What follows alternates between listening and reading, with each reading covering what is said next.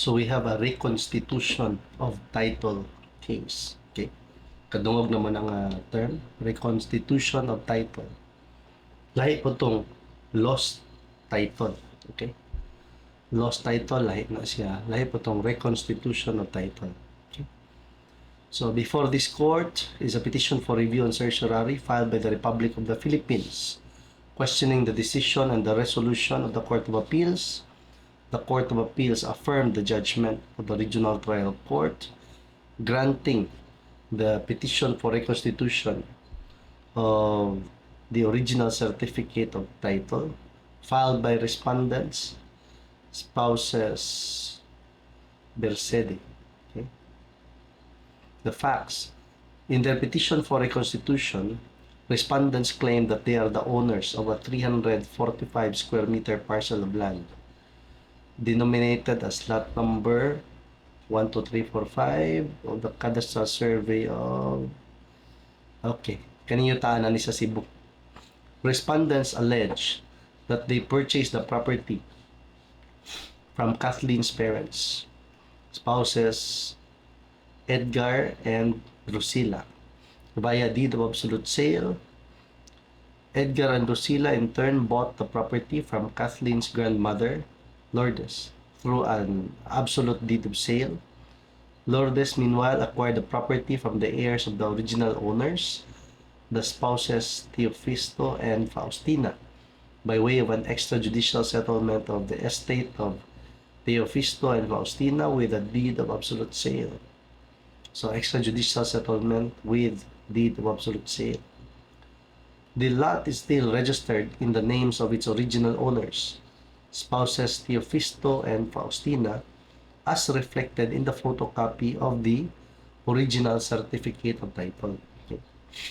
Praying for the reconstitution of the OCT, original certificate of title, respondents averred that the original copy of the said title, which should have been on file with the Office of the Register of Deeds of the Province of Cebu, as well as the owner's duplicate copy, have both been lost and destroyed. Respondents presented the following in support of their petition for reconstitution. Okay. First, a photocopy of the OCT tax declaration, still in the name of Teofisto. Third, a tax clearance issued in the name of the Office of the City Treasurer, indicating that taxes have been paid for the property and that there are no tax arrears due on even date. Fourth, the extrajudicial settlement with deed of absolute sale and 2 succeeding deeds of sale showing the transfer of the property from Teofisto and Faustina, the original owners of the property, to respondents. Fifth, a certification issued from the Land Registration Authority Office of the Register of Deeds, stating that the certificate of title covering the lot in the name of Teofisto and Faustina is not available, as it has either been burned or lost during the World War. In compliance with its order, respondents also submitted to the RTC a copy of the certification issued by the DENR, which indicated the geographic position and plane coordinates of the lot, as well as map of the parcel of land showing the relative position of the said land. Okay. So basically, yan technical description of lot data. In an opposition, petitioner sought to dismiss the petition for reconstitution, contending that the same should comply with the mandatory requirements provided under Republic Act number 26 as amended. According to petitioner, respondents are obliged under Section 14 of Republic Act 26 to prove by competent evidence that the documents presented are sufficient and proper to warrant the reconstitution of the lost or destroyed certificate of title. The respondents are the registered owners of the property or have an interest therein. So you must indicate in your petition that you are the registered owner or you are a person with an interest in the property or any portion of the property. Okay. Third, the certificate of title was in force at the time it was lost or destroyed. Fourth, the description, area, and boundaries of the property are substantially the same as those contained in the lost or destroyed certificate of title. Let's go to the Regional Trial Court's ruling.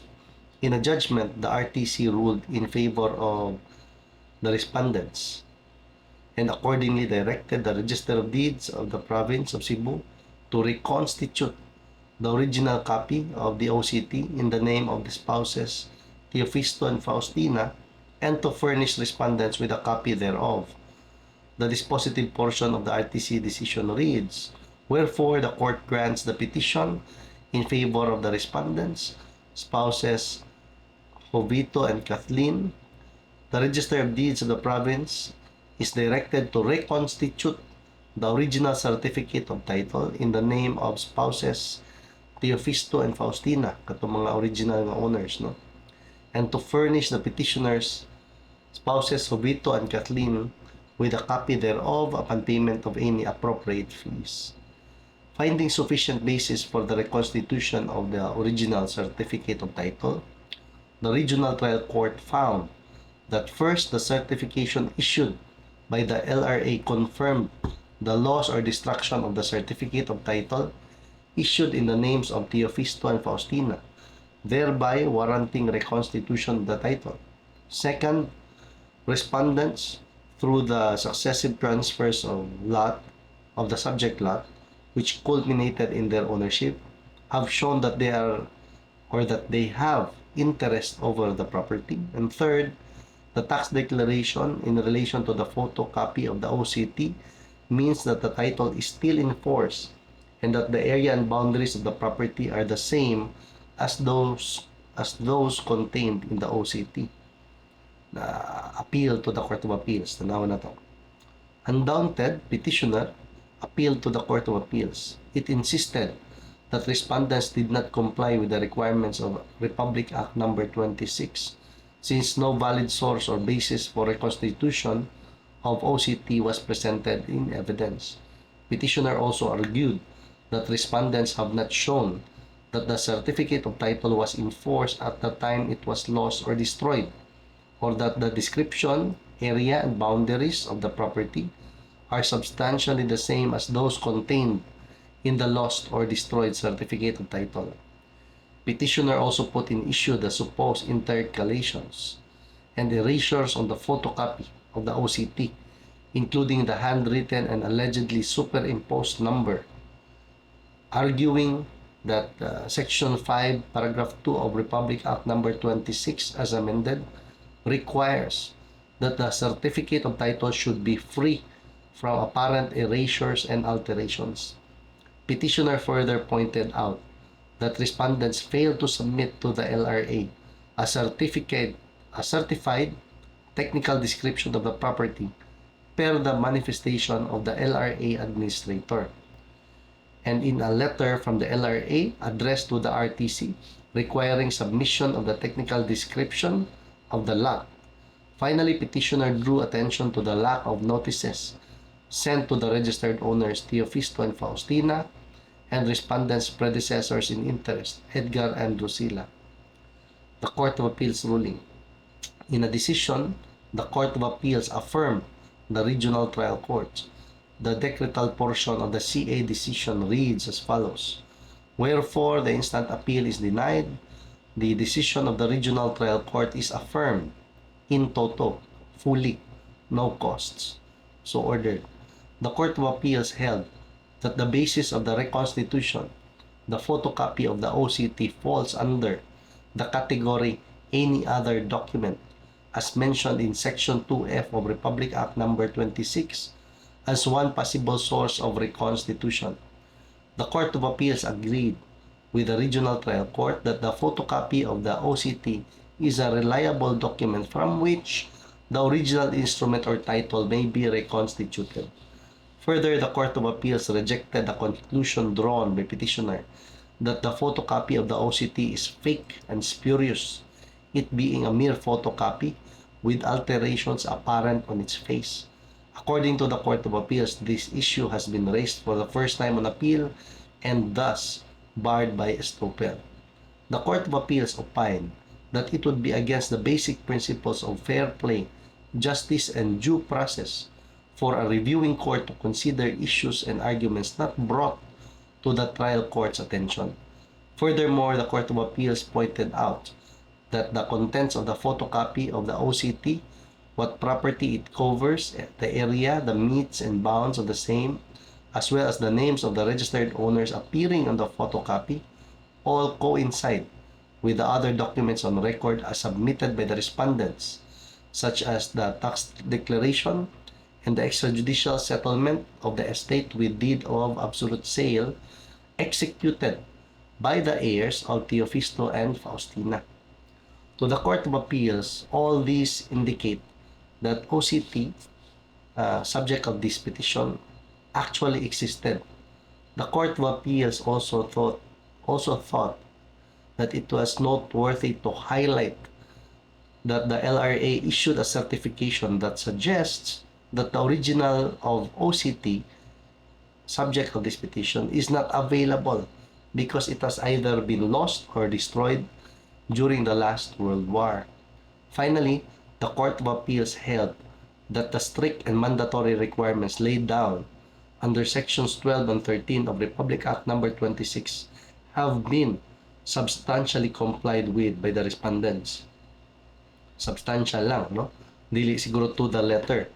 It considered the lack of notices to Teofisto, Faustina, Edgar, and Drusilla to have no bearing on the case, since both Teofisto and Faustina were already deceased at the time the reconstitution petition was filed, while Edgar and Drusilla, including their predecessor in interest Lourdes, no longer have any interest on the property as they each have sold and transferred their rights to the property. Unperturbed, petitioner moved for reconsideration. This was, however, denied by the Court of Appeals. Hence, this petition before the Honorable Supreme Court. The issue before the Honorable Supreme Court. The sole issue for the Court's resolution is whether the Court of Appeals correctly affirmed the Regional Trial Court's judgment which granted the petition for reconstitution filed by the respondents in this petition, and accordingly directed the reconstitution of the subject OCT. Petitioner maintains that the Court of Appeals decision and resolution are not in accord with law and jurisprudence on the reconstitution of titles. It argues that respondents have not proven that the owner's duplicate copy of the OCT was also missing because the certification from the LRA refers solely to the original supposed to be on its file, and resort to a mere photocopy is therefore unjustified. Petitioner insists that a mere photocopy is not a valid source to reconstitute a title, and avers further that the photocopy of the OCT is unreliable because it appears to have been tampered, there being intercalations and erasures on its face. On this score, petitioner disagrees with the Court of Appeals that it cannot raise these issues for the first time on appeal, invoking the rule that estoppel cannot bar the state's right to assail an act that contravenes law and public policy, and the rule that the state could not be put in estoppel by the mistakes or errors of its officials or agents. The petitioner also calls attention to the dissimilarity between the OCT number stated in the extrajudicial settlement with deed of absolute sale with the OCT number indicated on the absolute deed of sale between Lourdes and spouses Edgar and Drusilla. Moreover, petitioner stresses, in accordance with the two manifestations of the LRA, that the description, area, and boundaries of the property cannot even be properly identified due to the lack of a technical description. In their comment, respondents maintain that there are no reversible errors in the rulings of the Regional Trial Court and the Court of Appeals to warrant reversal. According to them, the assailed rulings sufficiently explain that respondents were able to prove and establish the requirements set forth under Republic Act No. 26. They contend that the non-submission of a certified true copy of the OCT due to its being lost and destroyed did not violate Republic Act 26 since the said law allows the presentation of other documents for the reconstitution of a certificate of title. Respondents insist that they complied with all the requirements, including the requirement of notice and publication, and aver that they already submitted to the Regional Trial Court their compliance with the request of the LRA for the submission of the geographic position and plane coordinates of the subject property. They argue that the discrepancy in the number appearing in the OCT and that appearing in the extrajudicial settlement with deed of absolute sale is clearly a clerical error that it did not alter the identity of the lot. Respondents further assert that petitioners' observations on the erasures appearing on the photocopy of the OCT have no bearing on the case since both the Regional Trial Court and the Court of Appeals have found the evidence they submitted as sufficient, and that the said erasure should not affect the right to have the title reconstituted after following the requirements of hearing and publication. Finally, they submit that sustaining the arguments of petitioner would defeat the purpose of the law allowing the reconstitution of lost and destroyed certificates of title. Tukal mo naman. Di ubo pa magugo, pero naayo naman ta. Gamay, hapit na maayo. Mga tol ako tutunlan. The court's ruling. Okay. Kato ganina, summary lang to sa arguments sa petitioner. Then kung namoy petition, ang pikas, ang respondents, papailon mo na og comment. So mo po to'y summary sa comment. Summary sa petition, summary sa comment, dayon magbuhat og ruling ang Honorable Supreme Court. What is the court's ruling?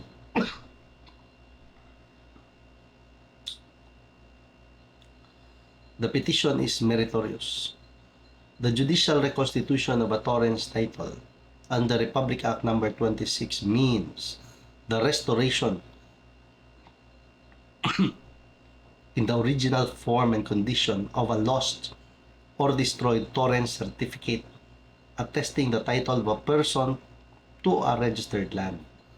The purpose of reconstitution is to enable, after observing the procedures prescribed by law, the reproduction of the lost or destroyed Torrens certificate in the same form and in exactly the same way it was at the time of the loss or destruction.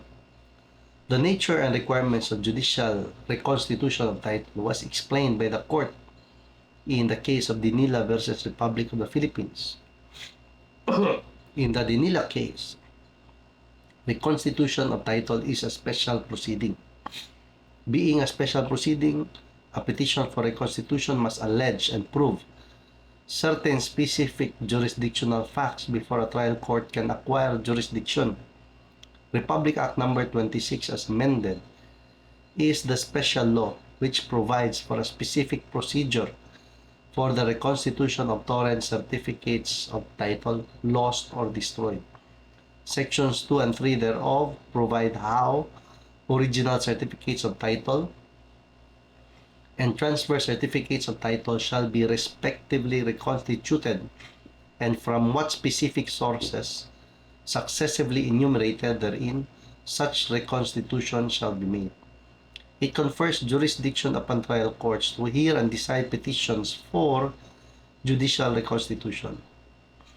However, before the court can properly act, assume and acquire jurisdiction or authority over the petition, and grant the reconstitution prayed for, petitioner must observe certain special requirements and mode of procedure prescribed by the law. More importantly, substantial compliance with jurisdictional requirement is not enough. Dili daw enough. Ang substantial, kailangan strict compliance yun eh. Because the acquisition of jurisdiction over a reconstitution case is hinged on a strict compliance with the requirements of the law. Conversely, non-compliance with all jurisdictional requirements in a special proceeding such as a reconstitution of title, adversely affects the trial court's jurisdiction over the subject matter of the case, and in cases where a specific procedure is outlined by law over the remedy pursued by the petitioner, failure to comply with any of the jurisdictional requirements for a petition for reconstitution renders the whole proceedings null and void.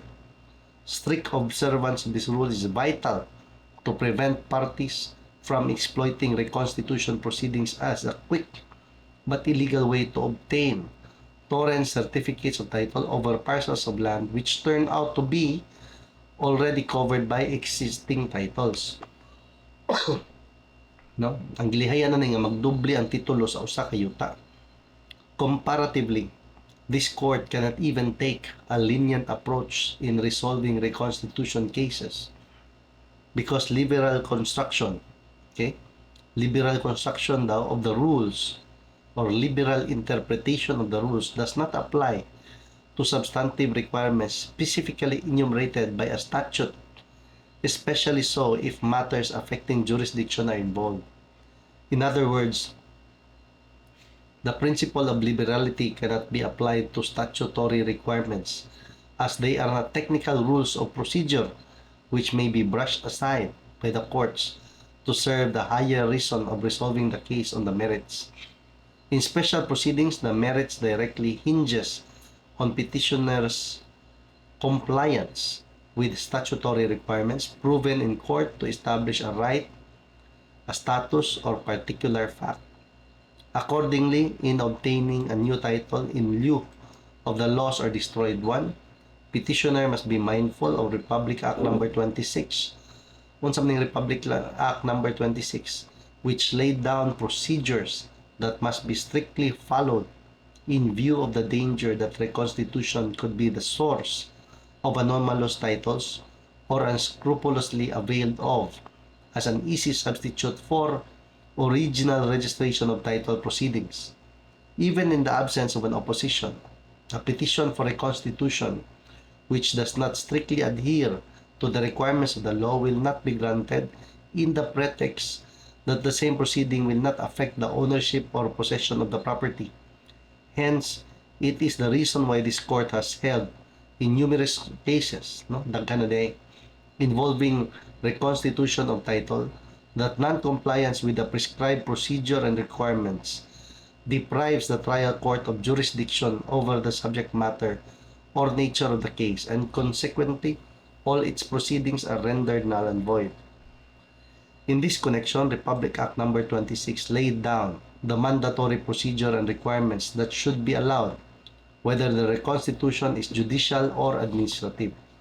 For judicial reconstitution of an existing and valid original certificate of title, as in this case, and transfer certificates of title, Sections 2 and 3 of Republic Act No. 26 have expressly listed the acceptable basis or sources as follows. Section 2. Original certificates of title shall be reconstituted from such of the sources hereunder enumerated as may be available in the following order. So, may ranking. First, the owner's duplicate of the certificate of title.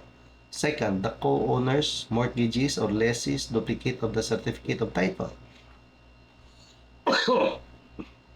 Third, a certified copy of the certificate of title previously issued by the Register of Deeds or by a legal custodian thereof. Fourth, an authenticated copy of the decree of registration or patent, as the case may be, pursuant to which the original certificate of title was issued. Fourth, or fifth, a document on file in the registry of deeds, by which the property, the description of which is given in said document, is mortgaged, leased, or encumbered, or an authenticated copy of said document showing that its original had been registered, and any other document, six na ni, any other document in the judgment of the court is sufficient and proper basis for reconstituting the lost or destroyed certificate of title. Section 3. Transfer certificates of title shall be reconstituted from such of the sources hereunder enumerated as may be available in the following order. Ranking. First, the owner's duplicate of the certificate of title. Second, the co-owners, mortgagees, or lessees duplicate of the certificate of title. Third, a certified copy of the certificate of title previously issued by the Register of Deeds or by a legal custodian thereof. Fourth, the deed of transfer or other document on file in the Registry of Deeds containing the description of the property or an authenticated copy thereof, showing that its original had been registered and pursuant to which the lost or destroyed transfer certificate of title was issued. Fifth, a document on file in the Registry of Deeds by which the property, the description of which is given in said document, is mortgaged, leased, or encumbered, or an authenticated copy of said document showing that its original had been registered. And finally, the sixth, any other document which, in the judgment of the court, is sufficient and proper basis for reconstituting the lost or destroyed certificate of title. The court notes that Republic Act Number 26 provides for two procedures and sets of requirements in the reconstitution of lost or destroyed certificates of title, depending on the source of the petition for reconstitution. Section 10 in relation to Section 9 of Republic Act Number 26 provides the procedure and requirements for sources falling under Sections 2A, 2B, 3A, and 3B thereof. On the other hand, Sections 12 and 13 of Republic Act Number 26 lay down the procedure and requirements for sources falling under Sections 2C, 2D, 2E, 2F, 3C, 3D, 3E, and 3F thereof. Thus, before a court can properly act, assume and acquire jurisdiction over the petition and grant the reconstitution prayed for, the party seeking the reconstitution of a title must observe the aforementioned procedures and requirements. Relative thereto, the court is mindful of its pronouncement that when Sections 2F and 3F of Republic Act Number 26 speak of any other document, it refers only to documents that are similar to those previously enumerated therein or those mentioned in paragraphs A to E. In addition, the document referred to in paragraph F can only be resorted to in the absence of those preceding in order. Hence, if a party seeking to reconstitute a title fails to show that such prior documents had been sought and had not been found, then the presentation of the succeeding documents as substitutionary evidence, substitutionary evidence is prescribed. Basically, a simple regulan is imo tong namtoy ranking, no? First, second, third, fourth, fifth, sixth. Before, ang imog yung unang i-present is first. Dili ra ni sa kaning kasuha, just like any other case, no? Kung wala kay katong first option, then you have to establish why you cannot present the first option. Then, go to the second, kung sa may next best option. Then, kung wala gyapon to establish that you cannot present it, ngano, you did everything you can do under the sun, no? You did everything, everything humanly possible was done, but still you cannot present the preferred documentary evidence. Then, go to the next option until maabot ka sa last. Dili ra na aning kasuha. Almost every other case, nga na gyud na. Unless if those documents are kabang either or, no? Hindi na ka mamili either.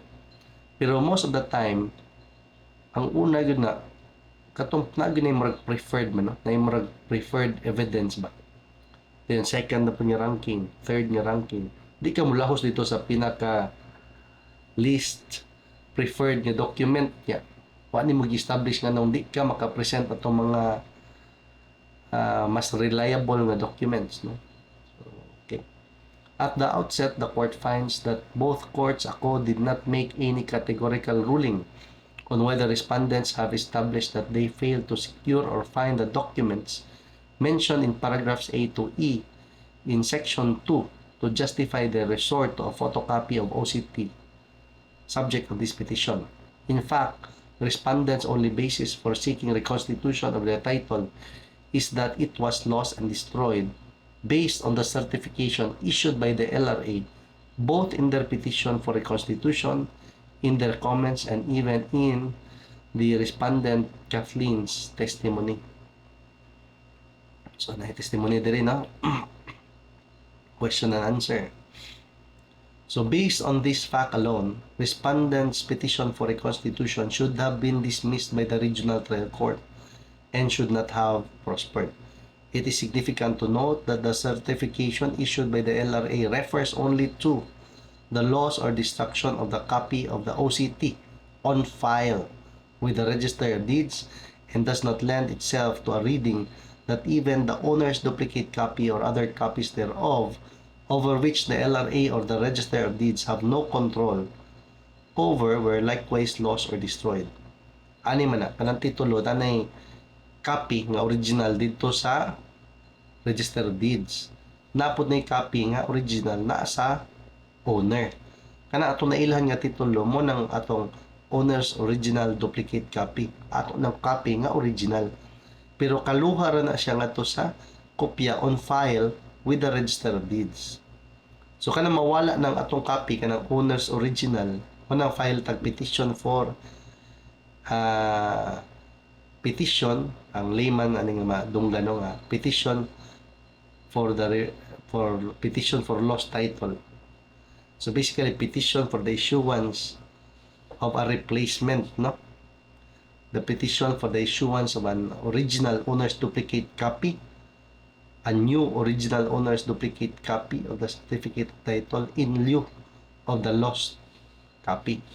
So kung mawala tong copy on file with the Register of Deeds, kana siya, reconstitution na siya.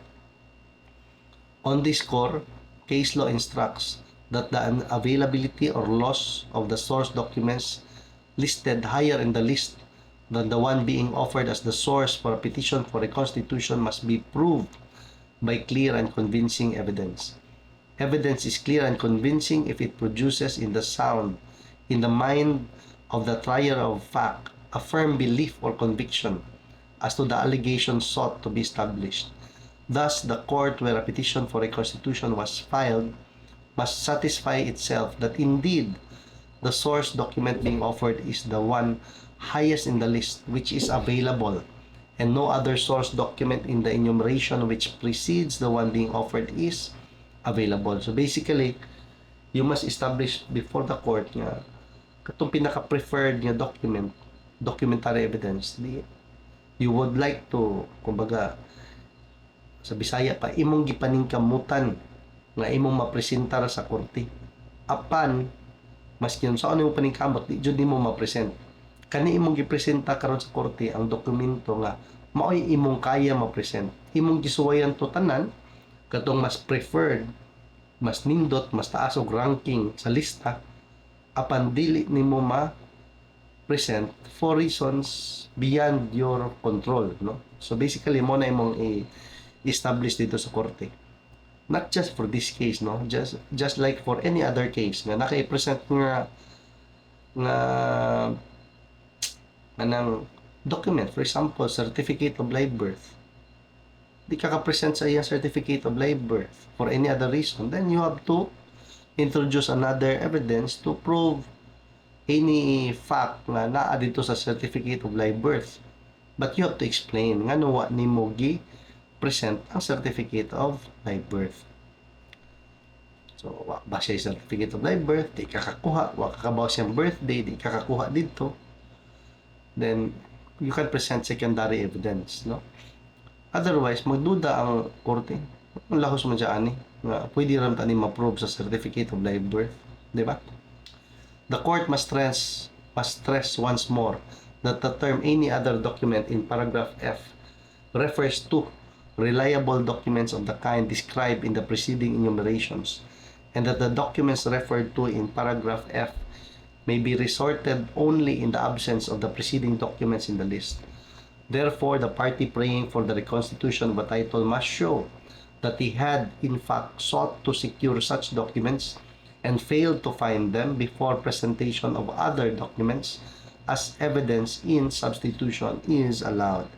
Even if the court agrees with the Court of Appeals in this case that the old photocopy of the OCT falls within the category any other document under Section 2F of Republic Act number 26 on the supposition that the owner's duplicate or any other duplicate of title, a previously issued certified copy of the title, an authenticated copy of the decree of registration or patent, or a document on file in the registry of deeds describing the property or an authenticated copy thereof were all similarly lost or destroyed, respondent's petition for reconstitution should still have been denied for failure to strictly comply with the statutory requirements for reconstitution under Republic Act number 26.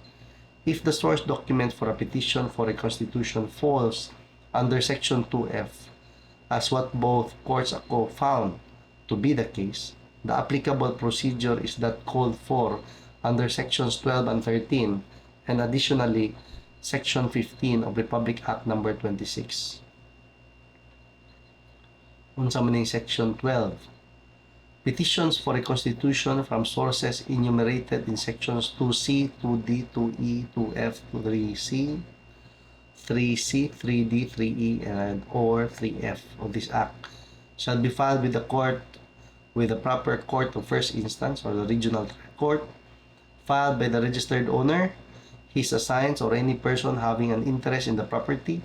The petition shall state or contain, among other things, the following: that the owner's duplicate of the certificate of title had been lost or destroyed, that no co-owners, mortgages, or lessees duplicate had been issued, or if any had been issued, the same had been lost or destroyed.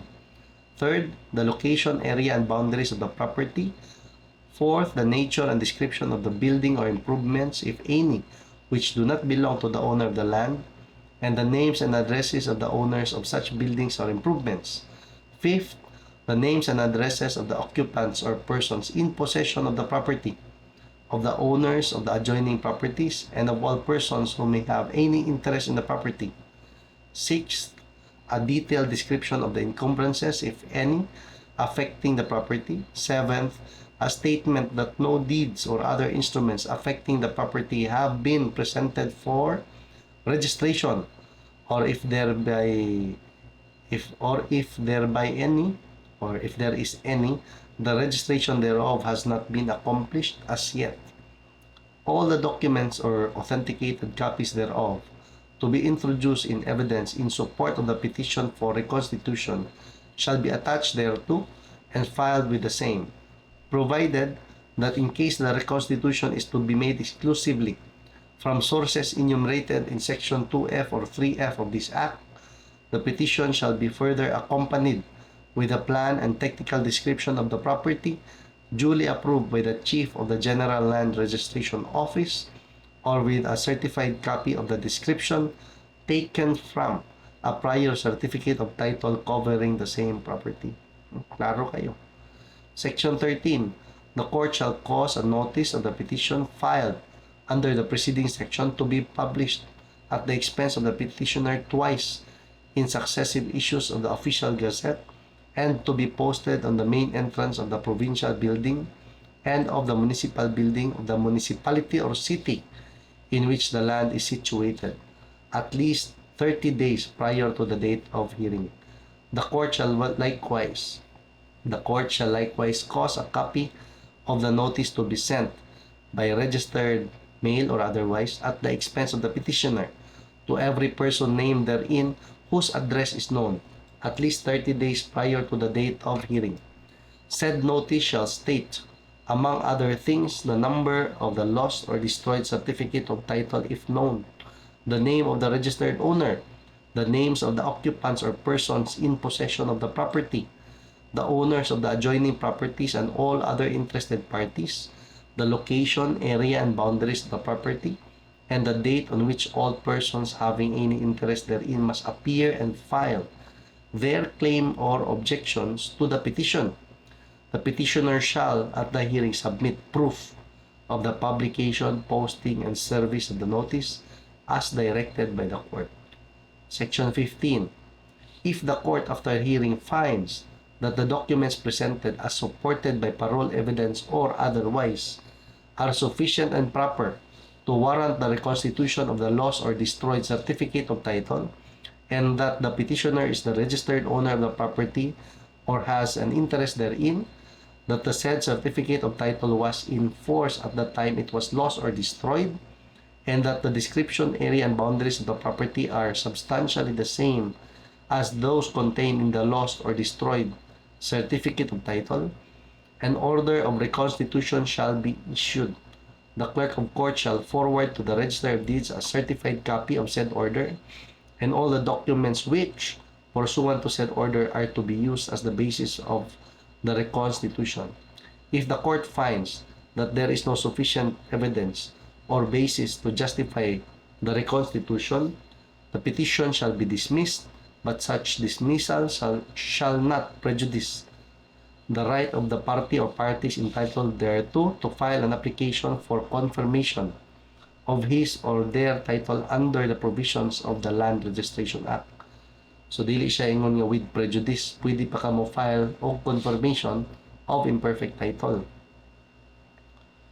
As cited earlier, the court has acknowledged in the Dinila case that the reconstitution of a title is a special proceeding.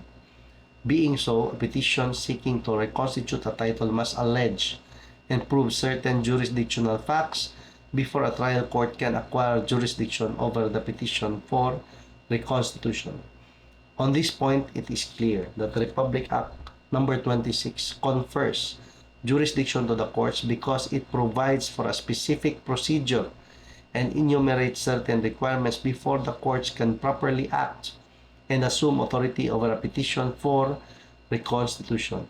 Thus, a petitioner must strictly follow and comply with the special requirements and the mode of procedure prescribed by Republic Act number 26 has substantial compliance with the jurisdictional requirements.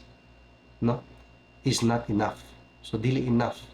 So, dapat iya yung sundon strictly ang special requirements and procedure. Substantial compliance with the jurisdictional requirements is not enough because the acquisition of jurisdiction over a reconstitution case is hinged on strict compliance with the requirements of the law. Dili siya ingon nga mere procedural basis ba? Procedural law yung basis. Iyahang legal basis for the acquisition of jurisdiction balaod man jud. Same as any other case, no? Jurisdiction is conferred by law. In other words, non-compliance with the prescribed procedure and requirements under sections 12 and 13 of Republic Act number 26 deprives the trial court of jurisdiction over the subject matter or nature of the case, and consequently, all of its proceedings are rendered null and void. To stress once more, the rationale underlying this rule concerns the nature of the conferment in the trial court of jurisdiction to undertake reconstitution proceedings. Hence, for the directive to reconstitute a title to be valid, there must be strict compliance with the procedure and requirements. Ato tanawon ba? Baas pa ba?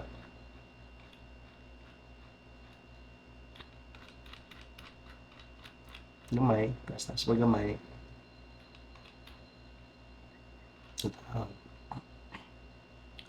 From all the foregoing, the court lays down the following guidelines for the judicial reconstitution of original or transfer certificates of title where the source document upon which the petition for reconstitution is based falls under either sections 2F or 3F of Republic Act number 26, which identically allow reconstitution based on any other document which, in the judgment of the court, is sufficient and proper basis for reconstituting the lost or destroyed certificate of title. So, naadiri ang guidelines for the judicial reconstitution of original or transfer certificates of title. So, detalyado kayong guidelines mo din yung taas kayong decision. No?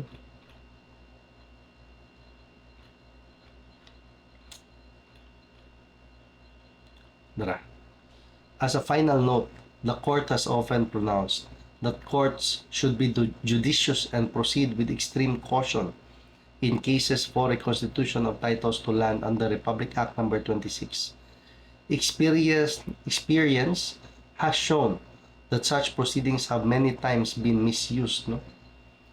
gamit ra mas hindi giabusaran as a means of divesting property owners of title to their properties, with owners waking up one day to discover that their certificates of title had already been cancelled and replaced by reconstituted titles in other persons' names through fraudulent reconstitution proceedings.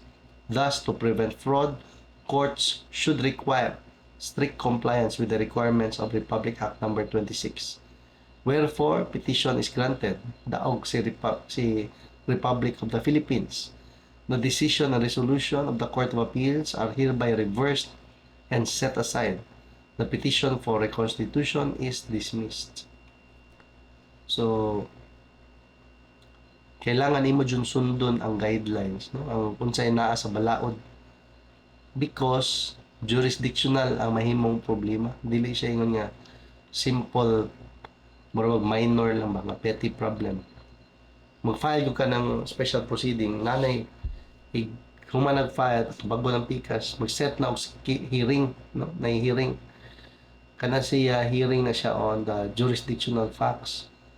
So usually gabot mga to, you would ask the court that you will be allowed to present your exhibits, your evidence to establish the jurisdictional facts of the case, no? Once ma-establish nimo ang jurisdictional facts of the case, muhatag ang ruling ang korte. From there, no, makapadayon na pod ang proceeding. Promusugod na siya diha. Muna siya ang hearing sa jurisdictional facts.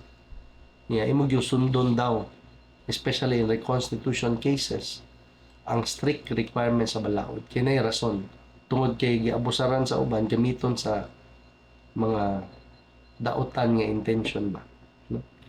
So maybe in the next video, let's talk about the guidelines for the judicial reconstitution of original or transfer certificates of title. Taas-taas po ni. Gidetalye gyud aning kasuha. Bag-o ning kasuha gud. Bag-o ning update. Education super bag-o pero 2023, no? Hindi karaan. So I'll see you in the next video.